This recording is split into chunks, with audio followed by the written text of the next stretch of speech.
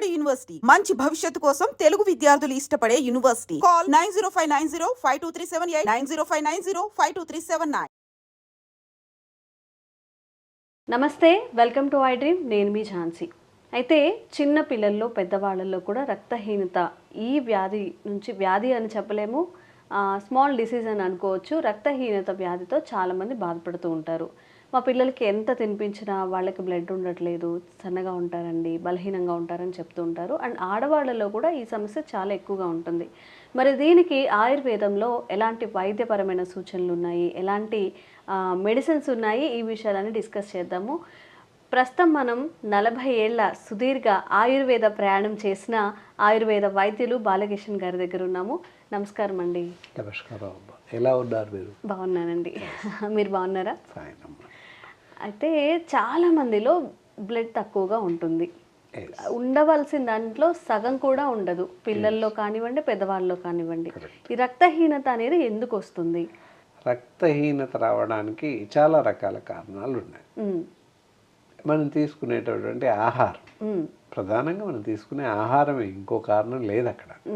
చిన్నపిల్లలు అవనేయండి, పెద్ద పిల్లలు. చిన్నపిల్లలు అవుతుందంటే నెగ్లిజెన్సీ ఆఫ్ ఫుడ్ అనమాట. పిల్లలకి ఇవ్వడం లేదు, సరిపడేంత ఫుడ్ మనం ఇవ్వడం లేదు. మేము ఇవ్వమా అని చెప్పేసి అందరు అనుకుంటున్నారు, కానీ ఇవ్వడం లేదు అని చెప్పచ్చు. చిన్నపిల్లలైనా పెద్దవాళ్ళైనా ఎవరైనా రోజు ఉదయం సాయంత్రం 1 కప్ ఆఫ్ మిల్క్ తాగడం చాలా మంచిది. అది ఇప్పుడు ఎవరూ తాగడం లేదు. కానీ తాగినా కానీ మనకి ప్యూరిటీ ఆఫ్ మిల్క్ అనేది ఎక్కడ కొంత ప్యూరిటీ ఉంది చెప్పచ్చు, ప్యూరిటీ లేదని చెప్పడానికి లేదు, ఉంది.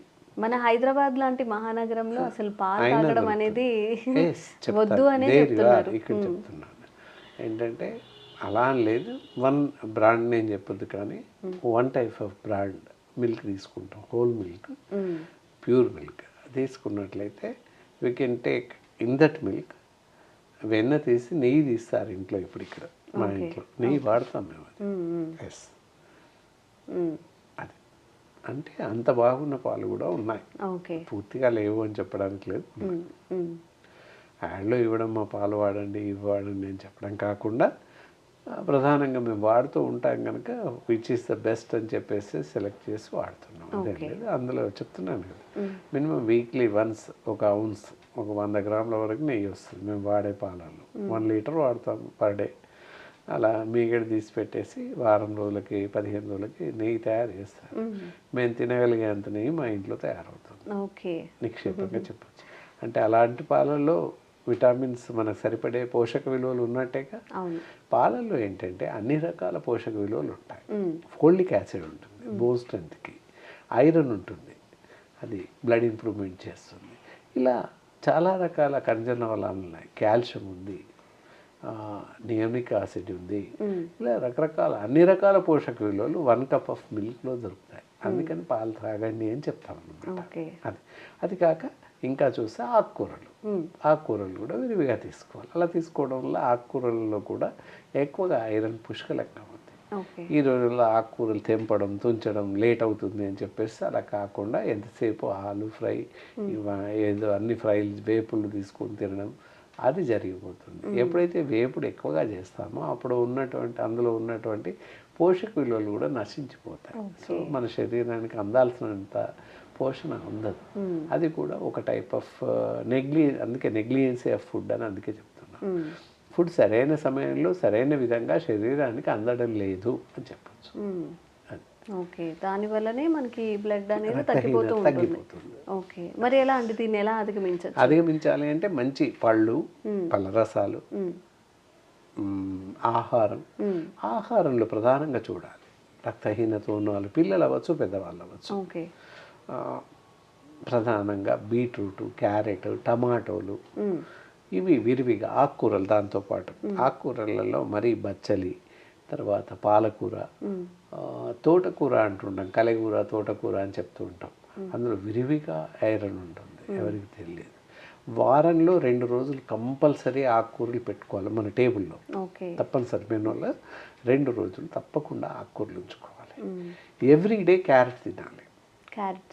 క్యారెట్ అంటాం, క్యారెట్ తినాలి. తినడం వల్ల బీటా కెరోటిన్ అందులో ఉంటుంది, టమాటాలలో ఉంటుంది, ఈ ఆకుకూరలలో ఐరన్ ఉంటుంది, ఫోలిక్ యాసిడ్ ఉంటుంది. ఇవన్నీ రక్తాన్ని పెంచుతాయి. క్యూప్రిక్ యాసిడ్ ఉంటుంది. ఇవన్నీ బాగా రక్తధాతువుని బాగా పెంచుతాయి, రక్తాన్ని పెంచుతాయి.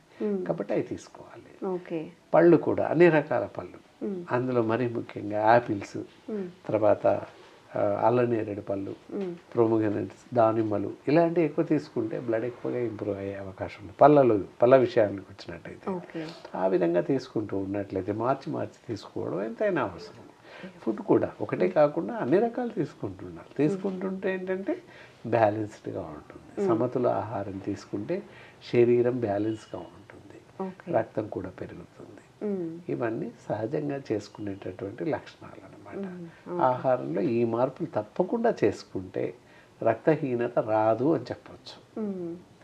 రక్తహీనత వల్ల ఇంకెలాంటి డిసీజెస్ వచ్చే అవకాశం ఉంటుంది?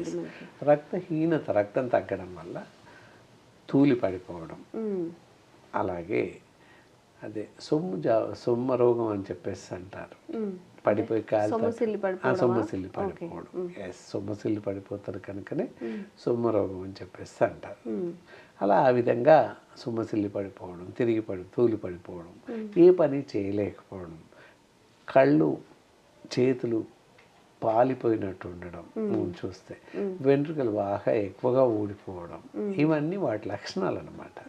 ఇవన్నీ కూడా లోపిస్తాయి. రక్తం తగ్గిపోతుంది అంటే వెంట్రుకలు ఊడిపోతుంటాయి, కంటి చూపు కూడా తగ్గిపోతూ ఉంటుంది. కొన్ని సందర్భాల్లో ఏ పని చేయలేకపోతాం, నీరసించిపోతాం, కొంత పని చేయగానే అలసిపోవడం, శరీరం తిమ్మిళ్ళు రావడం, ఇలాంటివన్నీ జరుగుతాయి. రక్తహీనత వల్ల కొన్ని రకాల జబ్బులు కూడా వచ్చే అవకాశం ఉంది. ఒకవేళ మహిళలు అయినట్లయితే పీరియడ్స్ పైన ఎక్కువ ఎఫెక్ట్ చూపిస్తాయి. అన్ని రకాల హార్మోన్స్ సమయానికి రిలీజ్ అవ్వవు, కాబట్టి దానివల్ల యూట్రస్ ప్రాబ్లమ్స్ అలాంటివి వచ్చే అవకాశం ఉంటుంది.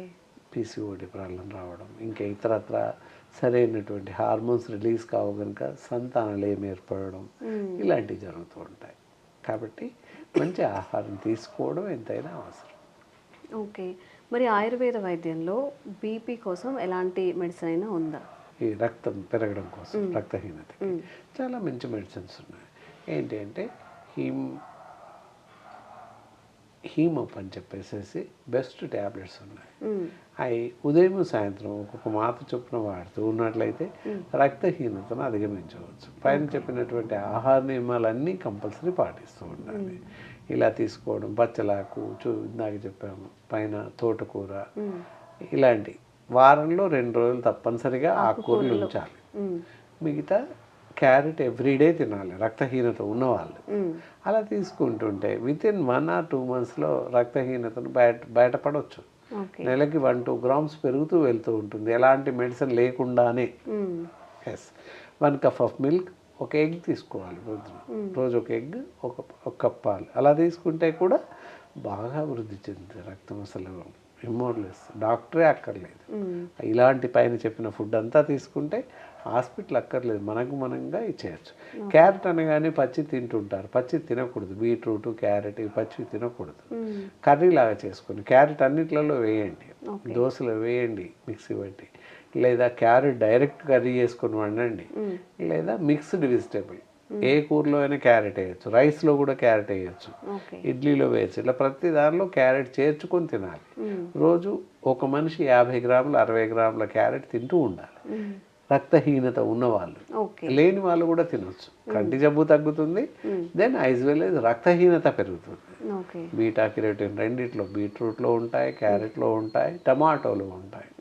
ఇవి ఎక్కువగా తీసుకోవడం, వారంలో తప్పకుండా 1 నుంచి 2 సార్లు 3 సార్లు ఎక్కువ పెంచుకోవాలి. ఆహారంలో ఇవి ఎక్కువ ఉండేలాగా చూసుకుంటూ వస్తుంది. ఇంకా థైరాయిడ్ లేని వాళ్ళు అయితే రాగులు తీసుకోవచ్చు, వాటి వల్ల కూడా ఐరన్ పెరుగుతుంది. థైరాయిడ్ ఉంటే తినకూడదు రాగులు, థైరాయిడ్ పెరుగుతుంది, అందుకోసం ప్రత్యేకంగా చెప్పడం అనమాట. వాళ్ళు కాకుండా ఎవరైనా రాగులు తీసుకోవచ్చు. రాగులు అనగానే రాగి జావ తాగుతారు, అలా కాదు, రాగి చపాతీ కానీ దోశలా కానీ చేసుకొని తినవచ్చు. అలా తింటే బెనిఫిట్స్ ఉంటాయి.